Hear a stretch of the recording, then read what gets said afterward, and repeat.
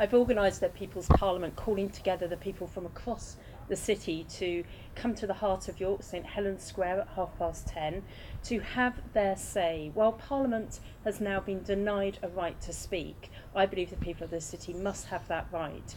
I was elected in 2017 by the people of this city to talk about the issues that impact on businesses, the people of this city in Parliament, and that has now been frustrated by the Prime Minister, and therefore I want to ensure that those conversations continue, but if we can't meet in Parliament we will take those conversations onto our streets. I'm expecting crowds to come out in York tomorrow to make their presence felt, to have their say and to speak, and to just be there to protest, because everybody there will count. Everybody will make a difference if they speak or they just stand. It makes such an important difference. So I really urge everyone that can to come out. It will be peaceful. We want families out, because this is about the heart of our democracy being completely undermined. It's a constitutional outrage, and we need to make sure the people of this country make sure that the Prime Minister here's their message. On the ballot paper,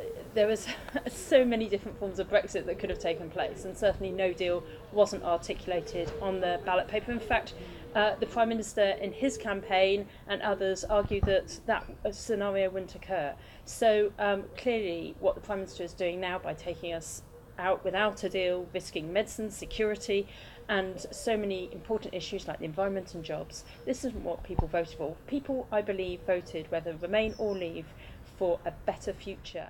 Rachel Maskell's comments come in response to the Prime Minister this week announcing that Parliament will be suspended in September in the lead up to Brexit. Number 10 had this to say on the matter. The Prime Minister has announced plans to bring forward a new agenda helping the NHS, fighting violent crime, investing in infrastructure and science, and cutting the cost of living.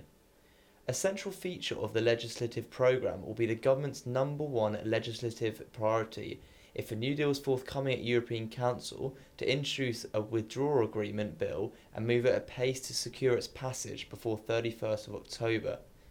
The Prime Minister has spoken to Her Majesty the Queen to request an end to the current parliamentary session in the second sitting week in September.